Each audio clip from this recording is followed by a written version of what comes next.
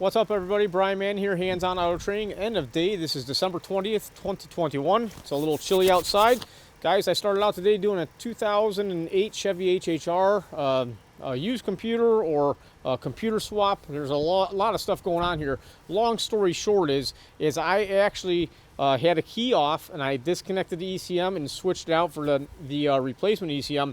This vehicle started cranking. I'm glad I had it in neutral. Guys, I was totally not expecting that. So just a forewarning, always be careful. It's the first time I've ever had that happen, I believe, where I'm swapping on a computer and it starts cranking. Something weird going on here. This vehicle actually, when I did that, it blew a bunch of fuses. Like, I think it blew 2 fuses, and there are a lot of issues going on. The shop's going to look into it further and give me a ring back. Next up, we had a 2003 Ford Expedition. I was called out to program a replacement computer that had no communication. When I arrived on site, we had no communication. However, Ford IDS was IDing this vehicle and it wanted me to program it. It's basically saying a blank PCM. So I figured, well, let's just go ahead and program it because it did look like a remanufactured unit. Program this thing up and it did not communicate. After it was all said and done, we had no communication. Now, I do believe there are 2 networks on this, or maybe 3 networks on this vehicle, but there is a separate like programming network, and then there's the actual network you talk to diagnose it. So I'm not 100% sure what was going on with that, but I do know that when I plugged my multimeter and back probed into the mass airflow sensor, we expect to have 12 volts there. I only had 6.5 volts. That's a big problem.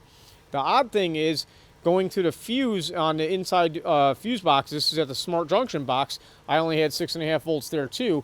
When I pulled that fuse out, the vehicle came back to life. You could kind of hear things click. I knew it would be communicating at that point. So something weird was going on there. But this fuse block, or central junction box, or smart junction box as they call it, was all burnt up. You see here, we have a problem inside of this bad boy. It needs to be fixed, and then we can go back and go further.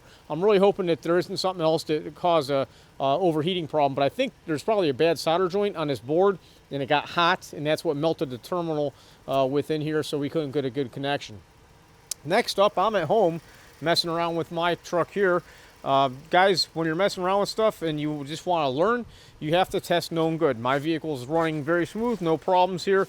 We're looking at a primary ignition pattern, pretty cool stuff. I enjoy just monkeying around, taking a look at what's going on here and seeing what's up. Really, we get zoomed in here, you can really see what's happening. There's our fire line, there's our burn line, multi-strike, right? We get it going again. I was just showing this off to show what's going on here. I've seen if there's another one. Sometimes you'll have 3 strikes. This only has the 2 strikes going on. So pretty cool stuff, huh?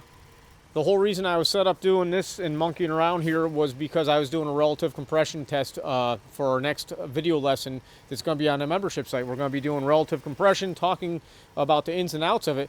And if you don't mess around with relative compression a lot and then you have a problem vehicle and you want to try to do a test, that's not the time to learn what good and bad is. You got to be practicing this on good cars all the time.